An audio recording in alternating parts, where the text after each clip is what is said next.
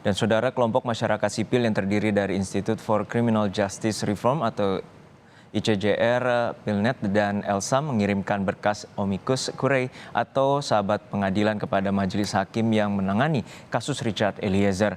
Pengiriman berkas ini dilakukan sebagai upaya perlindungan terhadap Richard Eliezer yang direkomendasikan sebagai justice collaborator.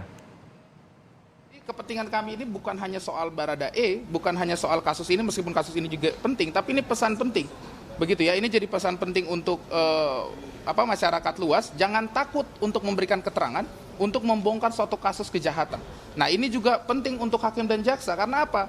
Yang mendapatkan keuntungan, kalau kita mau pakai bahasa keuntungan ya, kan pembuktiannya ada di jaksa, ada di hakim. Jadi kalau jaksa dan hakim tidak mendukung sistem justice kolaborator, ya nanti penegakan hukum kita tambah sulit, apalagi kasus-kasus seperti kasus korupsi, kasus narkotika yang sangat terorganisir, yang sangat susah diungkap, justice kolaborator jadi penting. Jadi itu bagian yang paling penting. Jadi kita kasih lihat contohnya, kita beritahu kepada hakim. Saya rasa hakim juga sudah cerdas lah, beliau sudah tahu ya, ini kan cuma masalah dukungan.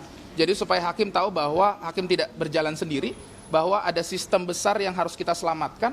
Apa itu sistem justice kolaborator? Jangan sampai nanti orang bilang, apa pentingnya jadi justice kolaborator? Sudah capek-capek di ruang sidang mengungkapkan kebenaran, tuntutan atau putusannya juga masih berat.